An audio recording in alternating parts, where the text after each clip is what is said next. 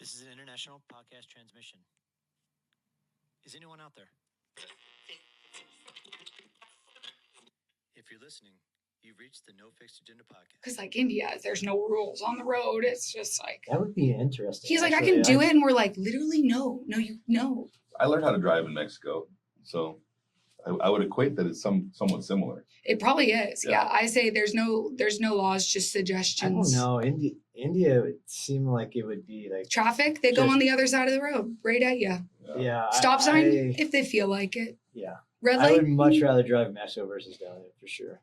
Dude, you drove on. I drove in Ireland, bro. I drove in Ireland. That was awesome. Yeah. I love driving on the wrong side of the road. Yeah, no, that I couldn't do that. Fucking hilarious. I couldn't do it. It was fun. Like it definitely takes you a little bit to get used to. Especially we got into Ireland during rush hour, and we arrived at like 5 or whatever at the airport. We had to get our car, and my wife was like, "So you're gonna drive in rush hour to the hotel?" I was like, "Yep, no better way to learn how to drive on the wrong side of the road than just get right into it." Deep in, baby, let's go. And then from that point on, it made the rest of the trip so much easier. I'm glad I did that way. Oh wow, okay. Yeah.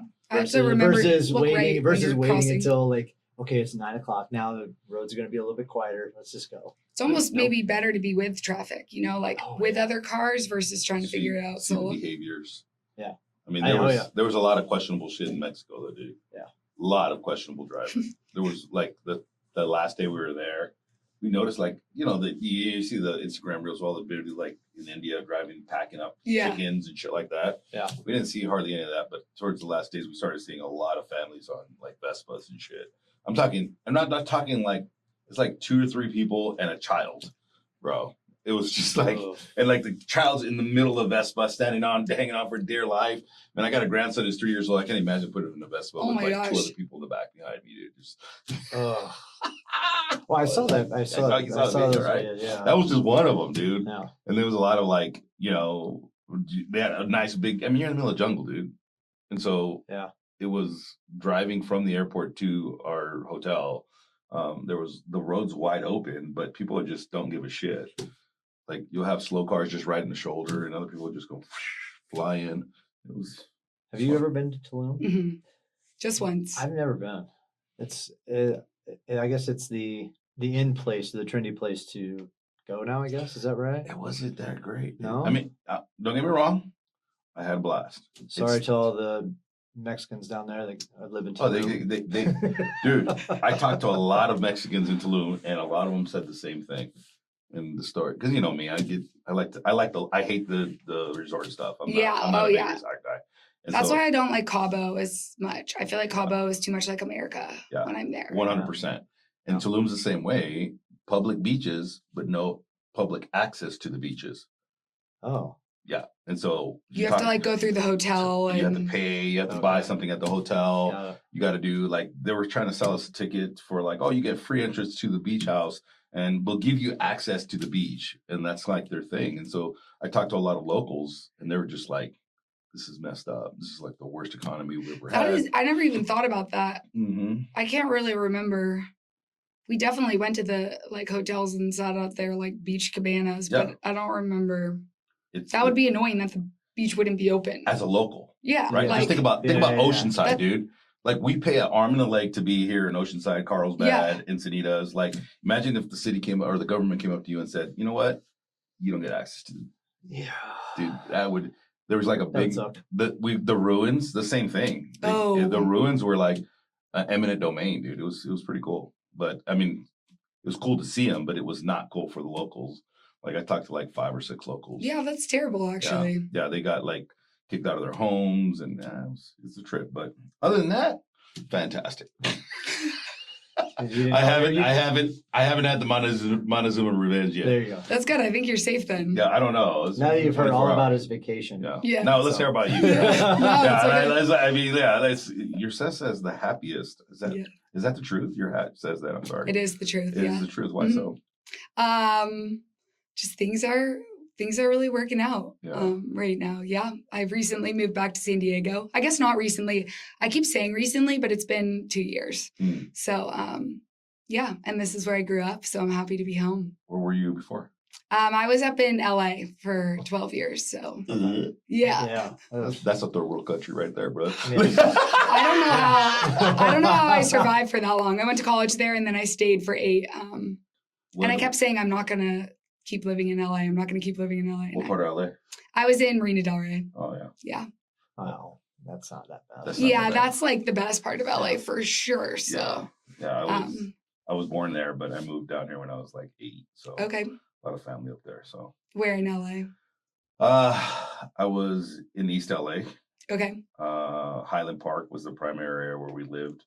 I took a job in LA after leaving there when in my 20s or 30s.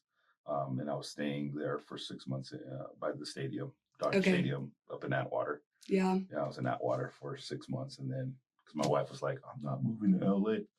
I'm not moving to LA. So that's how we ended up here in Oceanside. Okay, there you go. So, yeah. Yeah, well, it's definitely the quality of life here is significantly better. Yeah. What did you study up there? So I was a teacher, actually. What? Yeah, nice. for teacher for 9 years. So yeah, I have a little bit of a career switch here, opening a bike shop. But let's start from the beginning. That's kind of cool. I want to hear a little bit more about that. Let's hear with the question though. There's a lot so Caroline Paulson, Soleil Bicycles. Yes. So I want to make sure I say it correctly. Yes, Soleil Bicycles. We like to start by doing a little bit of an elevator pitch in a sense. Okay. With a little bit of a dating app twist to it. Cool. Right? The swipe left, swipe right scenario. Okay. What would be your podcast elevator pitch to get people to continue to swipe right? Swipe right, yeah, or up, right? Or whatever. It was right or up. It was right. Swipe. Left is no good. Who gives a shit? Yeah. We're swiping right because we want to go the right way. Yeah, exactly. Yeah, there you go. I'm with you. So, what is your elevator pitch to get people to swipe right on this conversation? What keeps them listening to this? I would say that it's never too late to start over. And I think a lot of us get stuck thinking we chose a career. And I love teaching, absolutely loved it.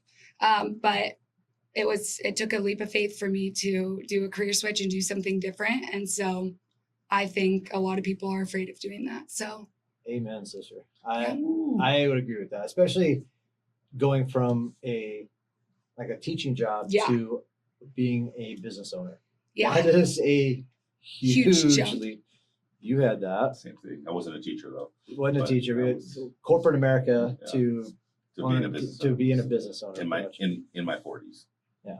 And that was a lot of people are like, what are you thinking? Yeah. I'm like, I'm not. I'm just doing it. Exactly. Yeah, I'm not thinking. So to stay on that, what from family members and friends, what was some of the reaction from them to be like, hey, you know what, you're gonna stop teaching and you're gonna start a business or just start a bike shop? What was their reaction? So, to give a little bit more of a preface, during COVID, I was a teacher at a school in Venice Beach.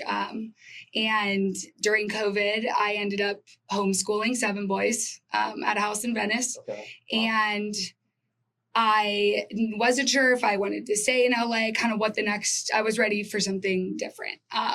Schools were closed, all of that. So I went out to dinner with my old principal to get some advice. What should I do next? And I asked her if she wanted to start a school. And after 2 bottles of rosé, she agreed. And 7. Always. Okay, this makes a lot of sense. Yeah. So 7 business decisions made her. Yeah, literally the first bottle of wine, she was still like, I'm not sure. By the second, she was like, okay. Got that follow-up text the next morning. Do you really want to do it? Let's do it.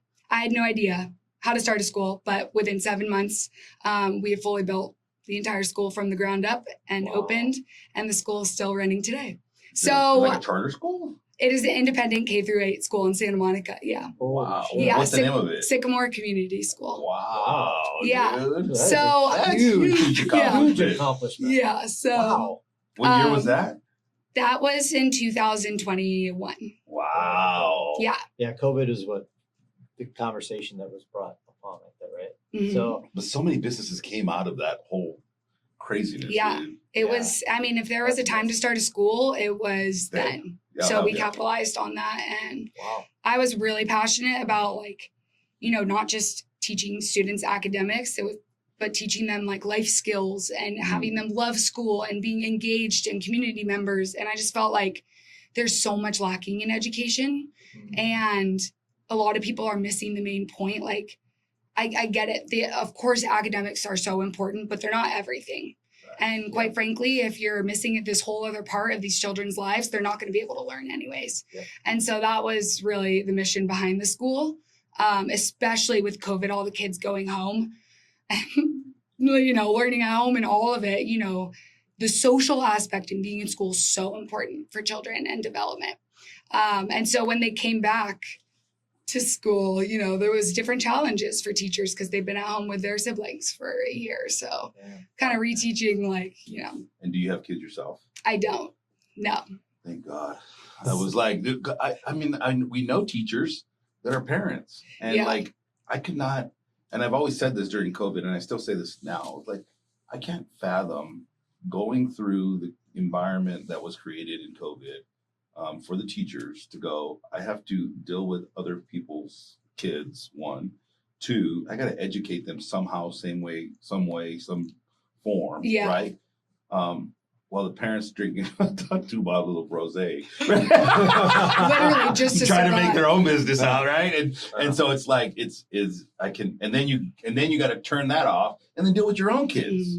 Yeah, that'd Like, be tough. dude, that's wild, dude. I can't fathom that. Anyways. It's really nice to say bye to the kids at the end of the day. And you know. Oh yeah, for sure. But then you got to say hi to your own. It's like, Yeah. So then, did you work at your school you worked with until you left that industry? Yes. Okay. Mm-hmm. And so I'm still, you know, active in the school visit and like, you know, so I was a teacher at the school, but I also ran the school, but also built you know, we were small. So we hired 3 other teachers. So it was just the 5 of us that first year. And so that's when I really, I taught myself graphic design, and I ended up doing all the graphic design for the whole place. And, you know, that's when I learned a lot about the business side of things. And so with starting this bike shop, it's been a lot easier than starting a school. I can see that. Yeah. A little less requirements. A little less state requirements. Yeah. So, but you know, education was my specialty, so I could speak about that all day. And was it a passion? Yeah, absolutely. I built my dream school. Like, it was everything, all the best parts about education and school, all into one. Wow. So, I mean, it was, this past June, our first 8th grading class, they graduated, and the speeches they wrote and how impactful the school has been for them was just it was like an emotional, surreal moment to see, you know, because they took a leap of faith. I mean, we didn't even actually have a school campus. I was holding Zooms for people to come to my school, and we had not even signed a lease. I also want to talk about the bikes, man. But it starts there, yeah. So it reminds me of that movie Accepted. Yeah. Oh yeah, dude. Yeah. I don't know that movie. Oh, it's so freaking hilarious. I don't know, it was like 10 years ago or so. A bunch of kids couldn't get into college, so they low-key created their own school out of a old mental health institution. Yeah. And they created their own curriculum. They created their own curriculum. They created everything. So you gotta watch it. That's You really gotta good. watch I'll it. see You it. gotta watch this it. whole Now. entire scenario kind of sounds like that movie a little bit without the hijinks, I guess. But they had like skating 101, rap building 101. Oh my gosh, that is so funny. That's great. Partying one. It was so stupid. It was so fucking pretty hilarious. Yeah, it was great. But that kind of reminds me of that, where you're pretty much building everything from scratch. Yeah. Figuring out the curriculum with it, figuring out the campus aspect of it. Oh my gosh, yeah, like all the rules and everything, and like you all the emergency exits and this and that, and all the safety requirements. Yes, and then what you want, like, we were really active in the community. So I led leadership at my last school, but for this, I was like, what do you guys want to do? How do you want to be a part of the community? So building the foundation of that. What are our celebrations going to be? So it was a lot. What was getting that first student or getting those first parents to say yes? So it's funny. When I left, this parent, they did a whole thing for me, and she spoke and she wrote the most beautiful thing. But she had 3 kids, and I taught the older sister when she was in 4th grade. She was already in high school, but it was the 3 younger boys, and they were looking for something different and looking for something more, and they took the leap of faith, and they just said, we trust you. We trust you.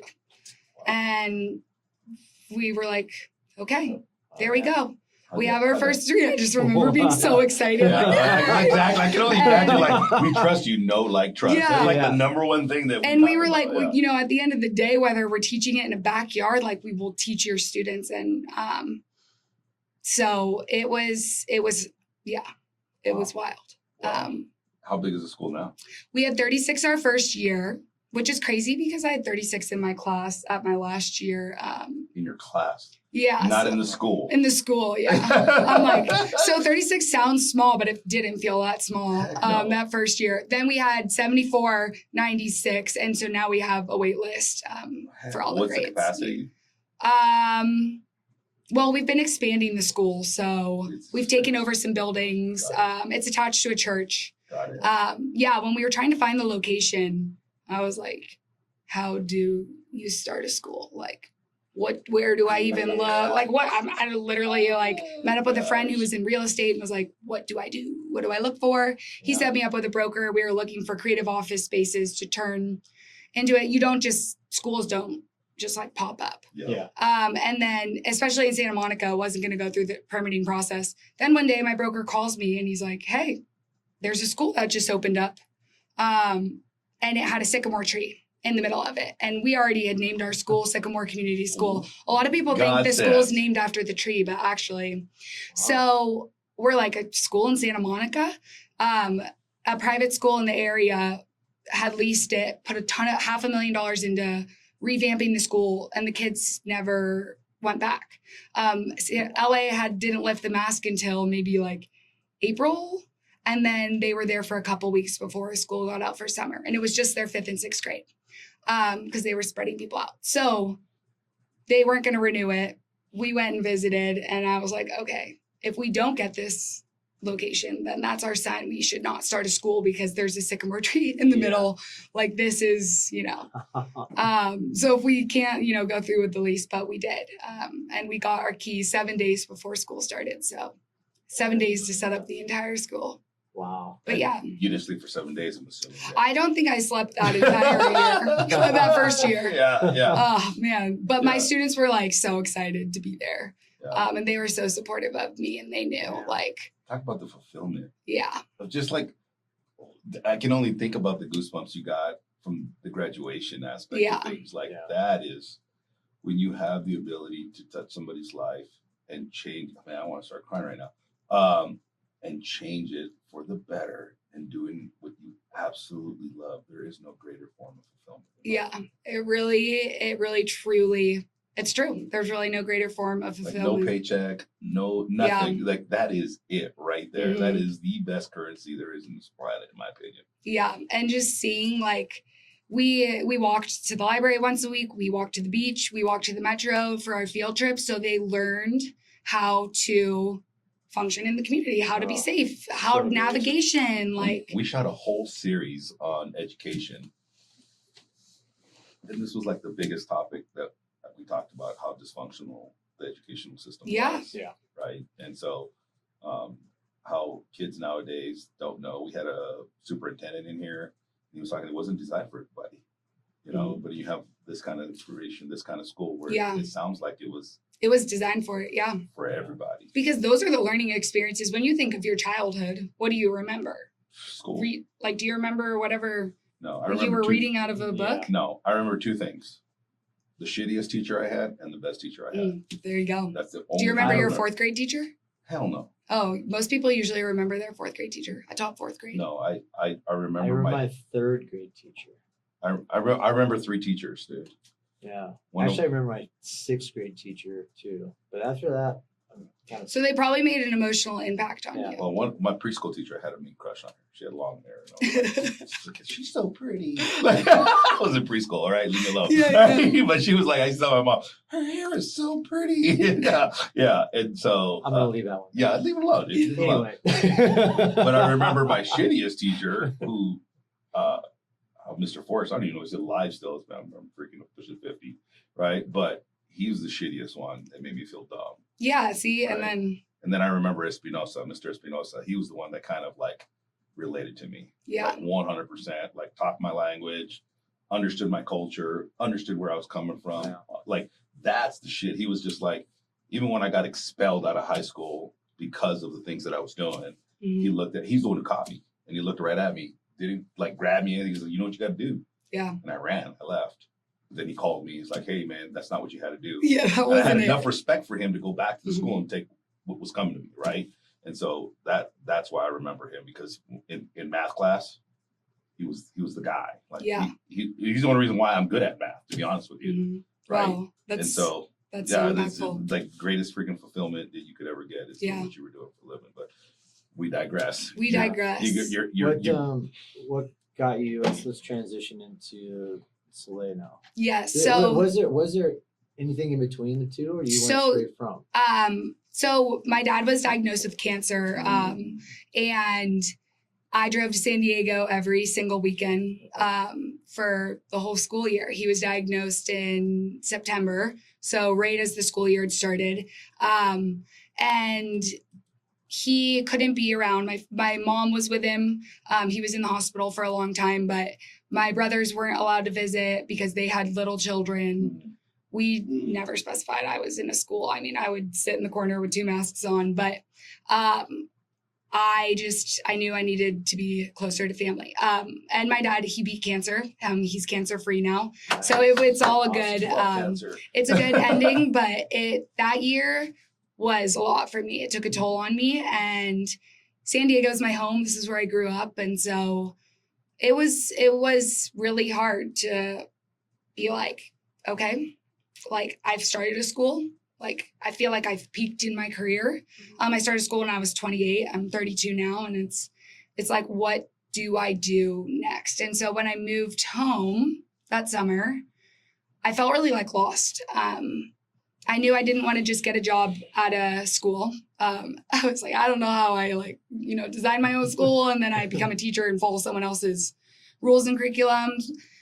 I thought maybe I wanted to work. I wasn't ready to leave education and felt passionately about it. So I don't know. I felt really lost. Like everyone's like, oh, you started a school, but you left. And then it's, So that's when my friend said, do you want to start Soleil? Do you want to open a Soleil in San Diego? And I was like, no. Like, I don't know if I want to leave education. He was like, come on, like you've started an elementary school. Like you can open a business. Like you have all the connections. You're from here. Like this would be my dream. Like, do you want to do it?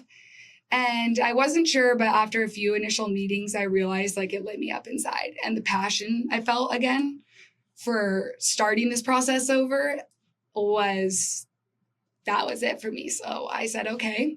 And here we are now. So that was kind of the transition between how I started with the school and then. I don't know. It's kind of one of those things like you've started a school, which is immensely hard. Mm-hmm. Coming into starting a business and seeing the ins and outs of that. I mean, before we got on air, we talked about the lease aspect of it. Mm-hmm.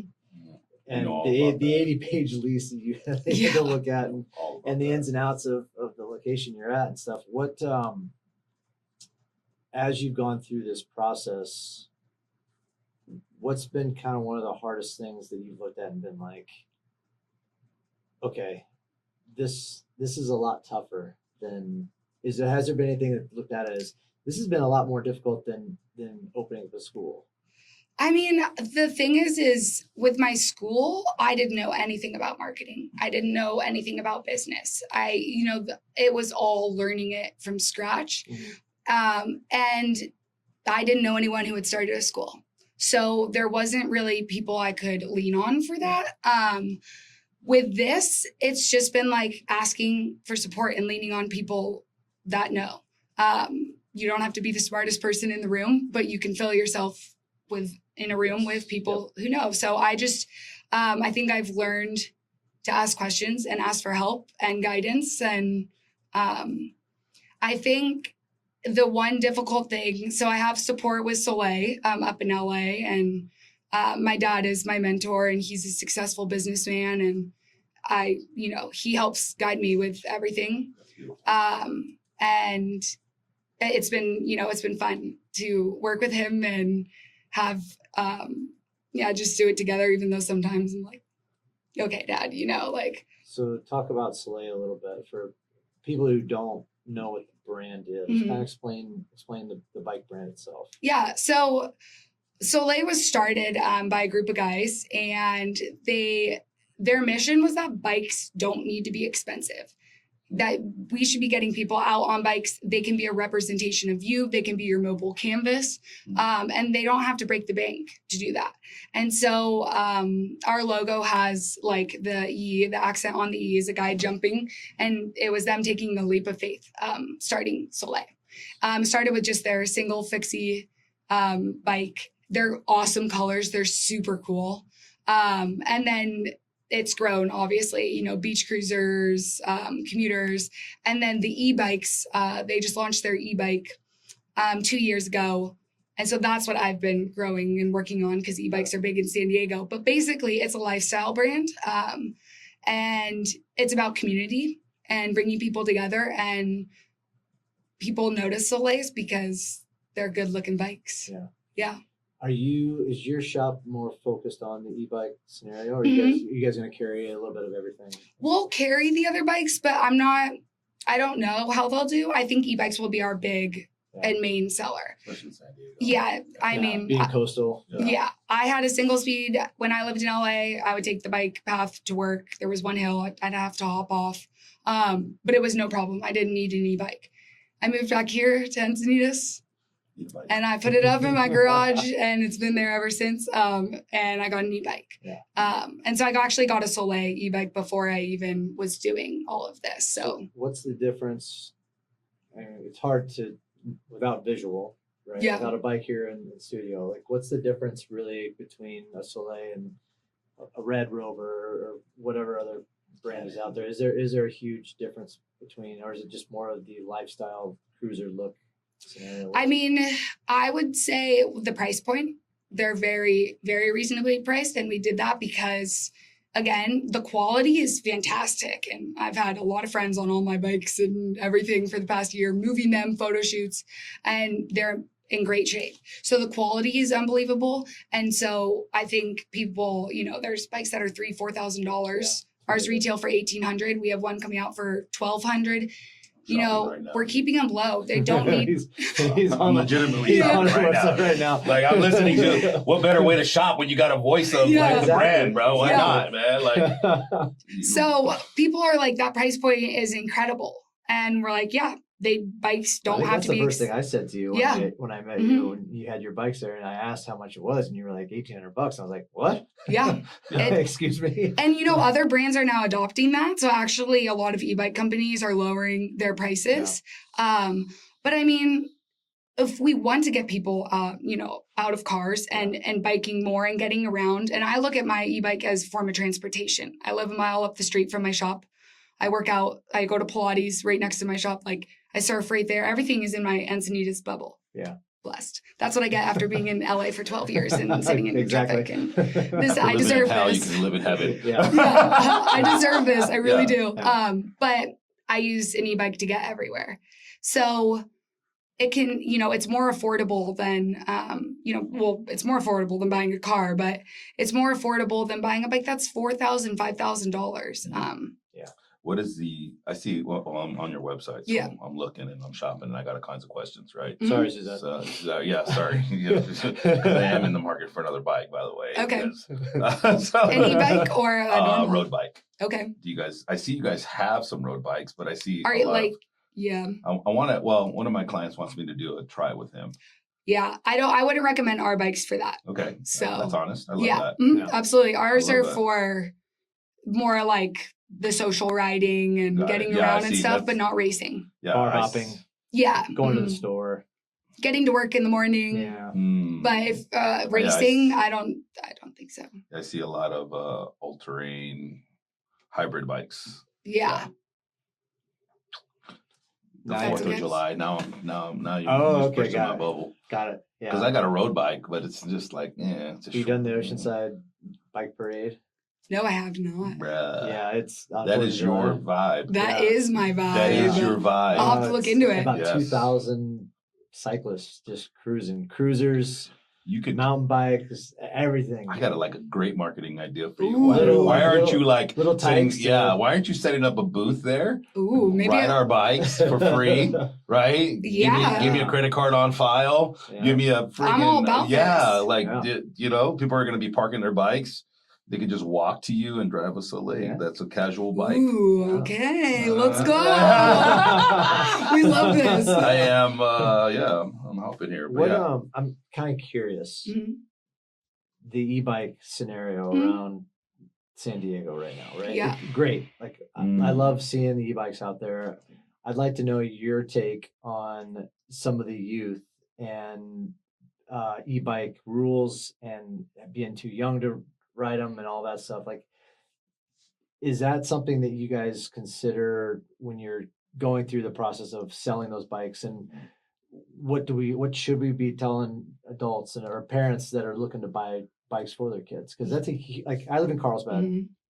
and Carlsbad is now trying to you can't be under 10 years old and Mhm. ride an e-bike. You have to be a certain age limit. I know they're trying to do other things too, where I don't know, some of these e-bikes go so fast, right? That Yeah. you might as well be on a motorcycle and there's no license for it, and you get kids that are doubling up on a seat, doing wheelies, whatever it may Yeah. be. So I love seeing kids outside. Mhm. We grew up in a time, or at least I grew up in a time where I rode my bike everywhere, Mhm. in a small town. But it sucks. Like I get so worried about driving sometimes Mhm. with the e-bikes and stuff. So what's your take on some of that? What do you guys look at when it comes from a sales perspective, or do you even consider that stuff? No, absolutely. I think, with being a teacher for a long time, Yeah.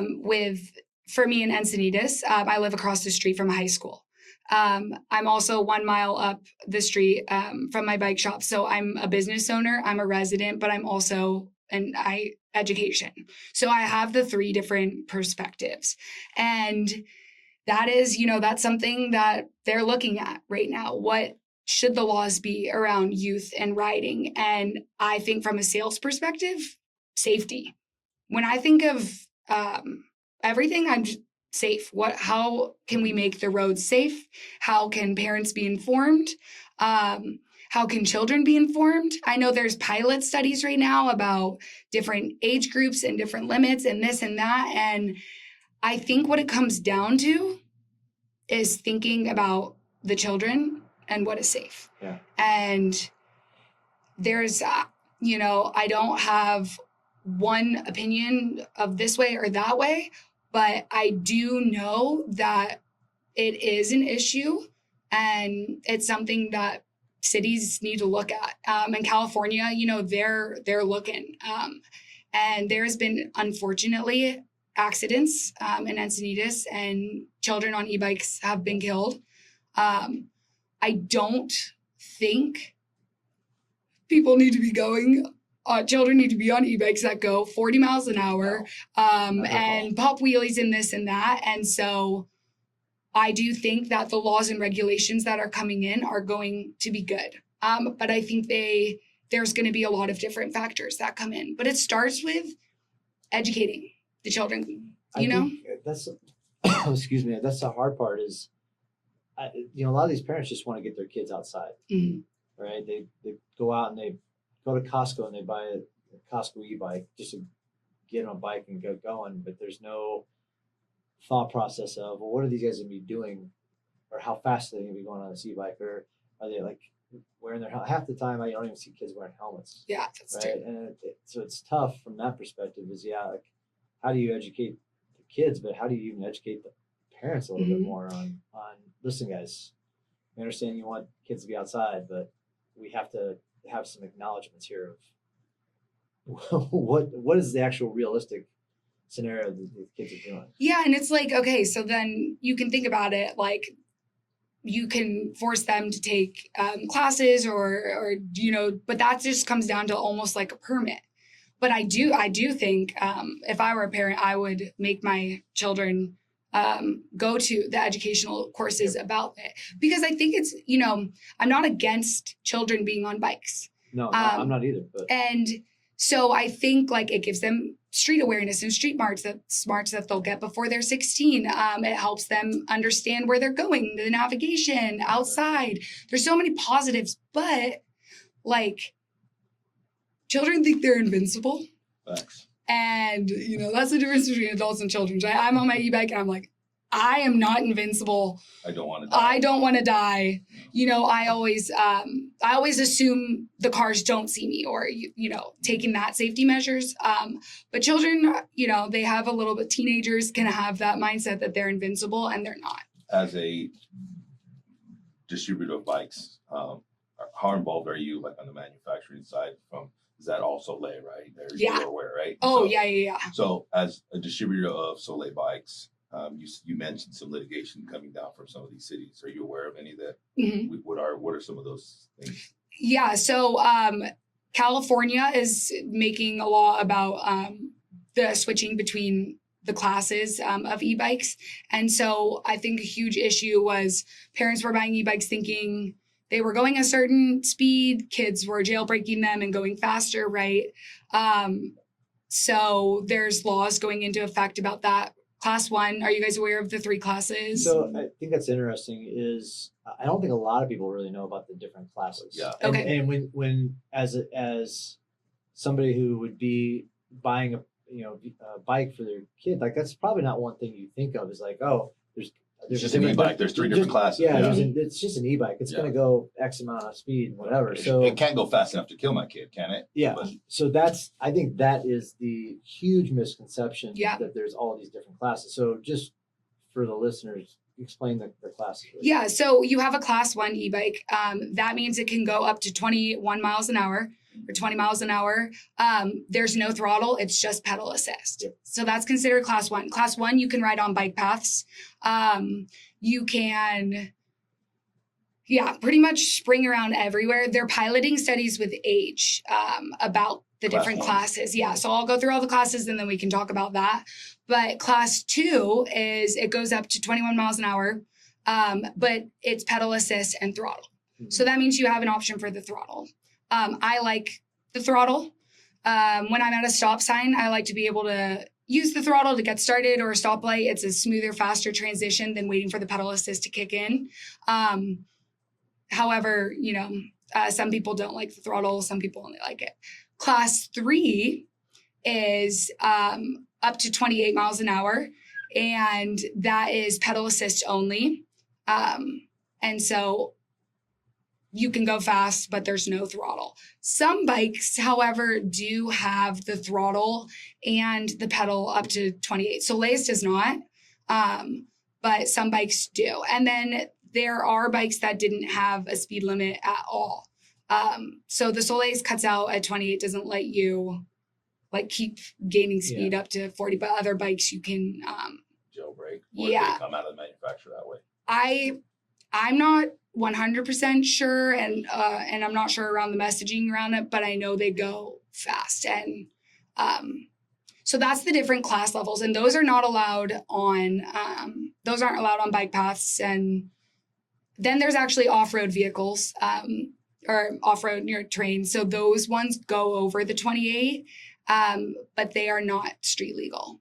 So there are different bikes that go that fast, and that is not street legal. Yeah, see, that's the problem is there's so many different options out there that as a parent you just you don't know. You don't know. You don't know. Like there's so many kids in our community that like their parents are like, yeah, my son rides his e-bike back and forth. And I have so many questions because we've had conversations with Grace and Cannon and you and like all these bike information that we have. It's like, do you know what kind of bike it is? You know what your kid's doing on that bike? Yeah. Like every time I go to a mall of any shape, any form, like I was in Vista the other day and worst scenario ever, but there's a group of kids, I would say about 8 or 9 of them doing wheelies and some crazy Yahoo in a truck in the back of the theater is like decides to pull drag racing speeds in his truck.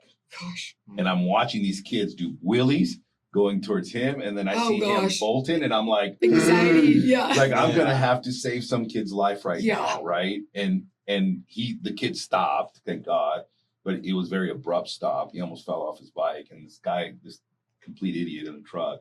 I'm like, slow down. I was like so mad, but these kids don't know anything, and neither do the parents, right? Yeah. And so they does not do anything greater than a class 3. And if they go over 28 miles an hour, they're considered not to be street legal. Yeah, and I'm not going to be selling that. Got it. Or if it comes a point where I do have it, it's the communication to the parent that this is not street legal. For me, from a sales perspective, like I'm not going to sacrifice anything, legal wise, but safety above it all. Like if a parent comes in, that transparency, sales aside, like the safety aspect is so important. It's about selling a safe lifestyle. Yeah, a safe lifestyle. And, it comes up to the parents' discretion. Like if they're going to let their children, that's up to the parents. But I do think schools and Encinitas, I know they hold safety seminars like for parents can sign their kids up. I know that they're trying to get it more in schools. I would love eventually to have a program and go into schools and teach about, street safety and all of that. You referenced Grace. Have you heard of chain reaction? I have not. Once we're out of the podcast, I'll introduce you to Grace. Okay. It's Chain Reaction it's a nonprofit foundation that is looking to educate youth with classes. Oh. Almost like driving classes in a sense, but they do it in a very fun, unique way. Well, that's so cool. I'll connect you with that'd be Grace, cool. That'd be awesome. You can chat with her a little bit more about that, because I think what they are trying to do and what you're talking about is hand in hand. For sure. A lot. Absolutely. Yeah. And that was one of the things when we had her on, we talked about that. It's, again, and it happens more and more too. Like you start to see where gangs of kids on e-bikes start fucking around with people in trucks, and it's kind of like this whole entire, and most of it's a lot of social media driven. Like, oh, can we get out on social media? Can we do this? Can we do that? And you hear about how the vehicle is, or the driver of the vehicle is more of an issue than the kids, and I'm like, I don't really think that's the case, but it's both. It goes both ways. Like if you're teaching your kid how to be a complete idiot, then absolutely, right? And if you don't care what your kid's doing, that's an issue. But I want to go back to like the mandates you're seeing. Like that was the biggest thing we talked to Grace about with chain reaction. It was like they have all this curriculum, they have all this information out there that they could actually do, and it's presented in a fun way.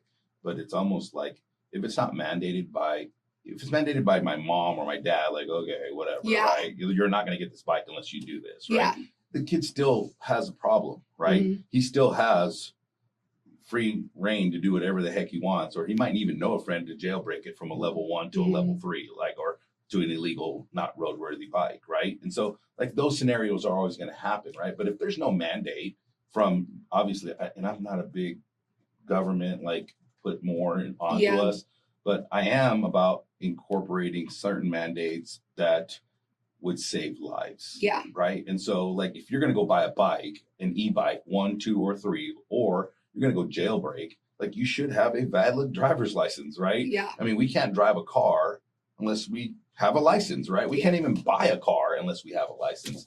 And I think that's where I'm interested to see what the industry is going to do, what certain municipalities are going to do, because that is where, if unfortunately you can make it fun, you can do everything that chain reaction is doing, which by far is so amazing, right? But if it's not enforced or policed then it's not going to happen. I'm Yeah. sorry. It's just not going to happen. Yeah. If the cop Absolutely. goes, well, you're being an idiot on a bike, but you're not breaking any laws, so I can't do anything. Right. Right. But you're being an idiot on a bike and you're breaking law section, blah, blah, blah, blah.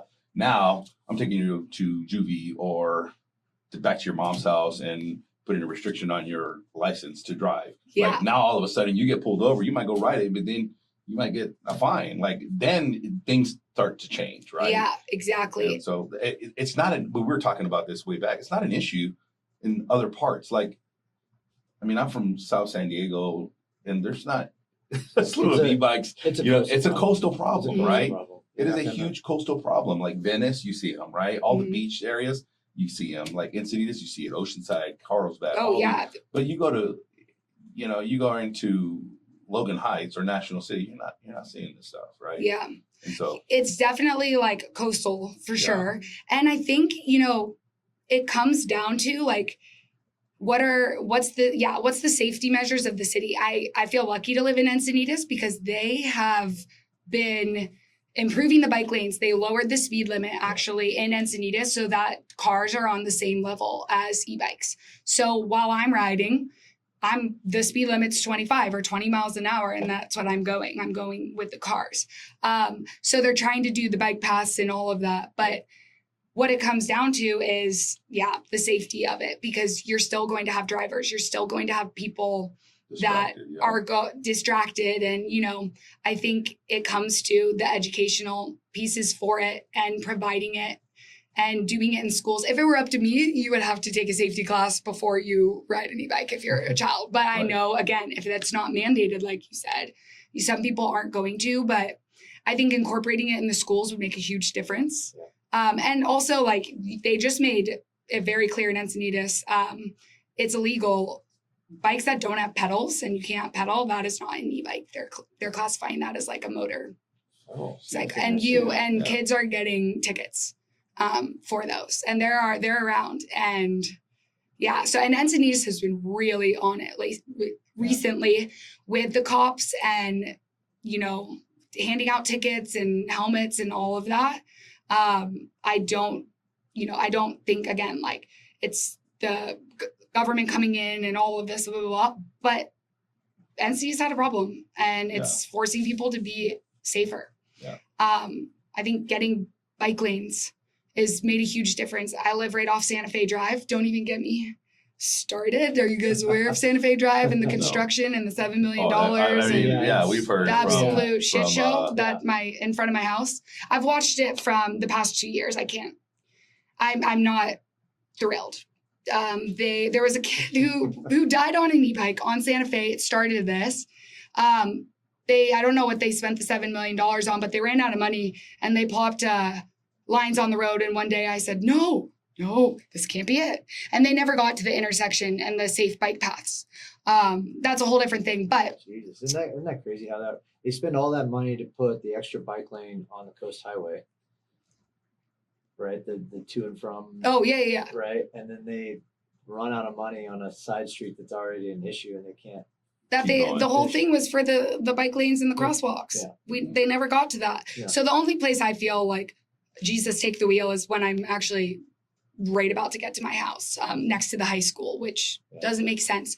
But since I would say in the past 6 months, they have put bike lanes and clear lines down from when I go from my house down to the 101. And it's made a huge difference when there's a clear, even just the paving on the road, a place for bikers to go, then that helps a lot too. But again, not every city is doing that, right? Or prioritizing it.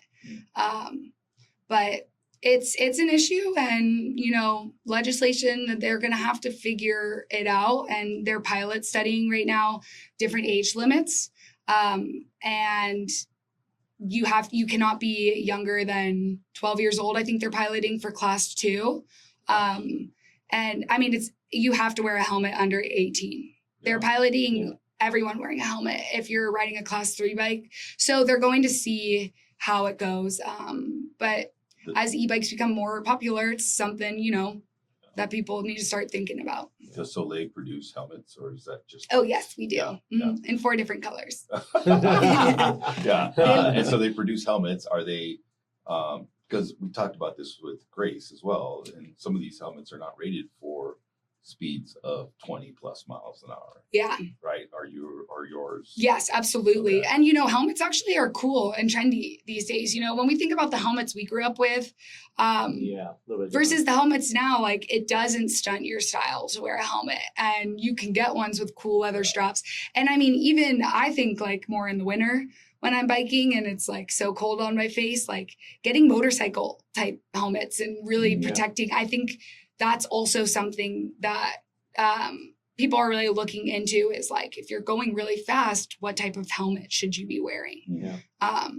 Yeah, there's a lot of litigation, I think, that needs to happen, not just with bikes, but you're seeing a lot of like e-scooters and e-cruisers, like not cruisers, but skateboards. Yeah. Yeah, we just recently had a loss in our community about from that. He likes one of those single wheel paddle things, and he's riding it on the road, and he wasn't wearing a helmet. And yeah, I mean, the roads, scary. That scares me when I think of all the like potholes and like this and that, so it's just it's good to hear that we got a bike manufacturer here that is doing their part to try to keep our kids safe. Oh, absolutely. And like, we're not, that's one thing that I have no interest in messing with or relaying mess just to get someone to sell a bike or something like that.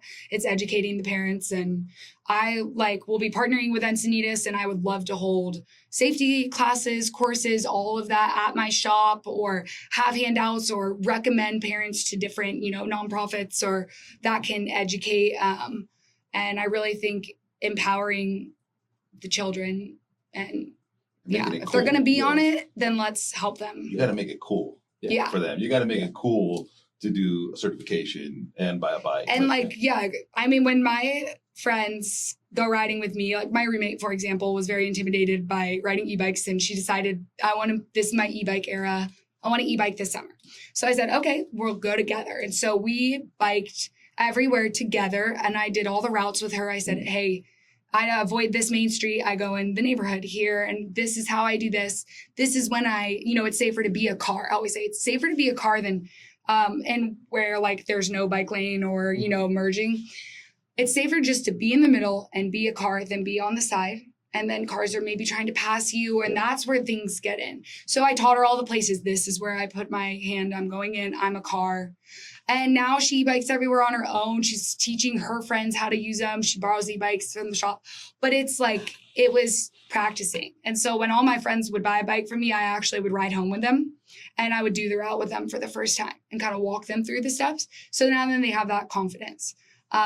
So I think, that would be great. Like to have something like that, like to be able to bike around Encinitas and learn the pathways and, Where can people find your shop at? They can find it right in downtown Encinitas on the 101 in the lumber yard. It's right next to Catch Surf. What's the address? 745 South Coast Highway. Nice. 101, suite number J105, but that's not written anywhere. So Look for the little man jumping off the E. Yeah, exactly. And I don't have any signs yet. In my store, I was Googling your thing. How long you been open? So we actually aren't open yet. Yeah. We're opening in the next 2 weeks. So I've been working on this endeavor. In January, it'll be 2 years. Wow. So it's taken I thought we'd be open a year ago. I didn't know. That was wishful thinking. But so we went through with the permitting process and everything in the construction. And we're in the final stages now. So it's looking stunning. And I'm really, really excited. And it's not just a bike shop where you can do rentals, service, repairs. I remember you saying this, right? You've set it up as kind of a community space in a sense, right? Yeah. Which is really sweet. Yeah, that's my vision for the place is, because a lot of people are like, oh, another bike shop. Well, what's going to set my bike shop apart from all the other ones that are in Encinitas? And it's going to be a place that people can come. I want to do bike rides. I want to host community events. I want people to come in and use the space. Like on Saturdays, I would love to do pop-ups with people. Didn't June do a podcast with you? Yes. In your office? Yeah, and they filmed it in there. There you go, see? Yeah, so space. It's a beautiful, it's really beautiful. I'm really proud of it. When my dad made a joke saying, are you designing a spa or a bike shop? I said, thank you. Oh, wow. I was like, that's the best compliment ever. Yeah. But yeah, so we have a DJ booth. So Regularly, DJ? yeah, actually it's being built tomorrow. Wow. But yeah, so I want to include the community, and I want to make it a place that people can come and, you know, That's cool. be a part of something. And I don't want to just be a bike shop where I sell you a bike and then, you know, you leave or we fix your bike or something like that. But I want it to be a place that people want to come in and hang out. And All involve. bikes, not just e-bikes. Yeah. All Mhm. bikes. All right? bikes. Because I'm not you are, I know you're a princess, but I am not. I am a pedal assist mountain bike. Look at that I am 100% fine with. I actually have to pedal, wow. so I get a chance to still work out. Get in a sense. I a don't little bit of throttle. Yeah. I There just you go. pedal. Yeah. It might help me forward. Yeah. But at least I have to pedal. I low key did not like e-bikes because during COVID, Uh-huh. like everybody else, I bought a bike. Yeah. Right. And gyms were closed. First time I ever been out of a job in my entire life. Right. Since I was 9 years old. And I go, I'm gonna just ride my bike. My wife was pissed at me because I would be like, all right, I'm out. I'm gonna catch a sunset ride. I'm out. Like I would just go every day. Yeah. Right. And the one thing that irritated me was I'm sitting there huffing and puffing, dying, and you see this little e-bike, like chilling, dude. I was just like, good Lord. But now I see the purpose behind it. People are still outside getting their sunrise. Yeah, and it's a form of transportation. Like I don't bike for my workout, but I do take my e-bike to Pilates to work out. Got it. So then you got to think of it in that way. Like I'm not trying to work out when I'm on it. I don't hate them anymore, so yeah, that's okay. No, some people do, you know. Like I don't hate them anymore. I see a purpose behind it. I get it. Yeah. It's good. But Well, Caroline, thank you for coming in. Yeah. Appreciate it. I'm so happy we had a chance to like hear a little bit more of your story. And you starting up a school, that's legit. So congratulations on that. I'm glad it's still going. So what are you gonna do for your grand opening? Okay, so let's plug this real quick. Yeah, so I have not started planning that yet, but that will happen in the next 2 weeks. So I'll start planning it. But November 8th is our tentative grand opening party. It'll be an all-day community thing Saturday with different businesses coming in and very cool. Yeah, people can have a chance to win some raffles, you know, maybe win an e-bike, all of that. But there'll be a big celebration that day. Saturday, November 8th. Okay. And if we're putting it on this, then I guess we're sticking with it. But it's out there. Now you have a deadline. Yeah, it's just like opening a school without a location. Like, hey, exactly. now here we are. Yeah. You're planning a grand opening without. So if anyone is interested in being a part of that community day, they can reach out to me.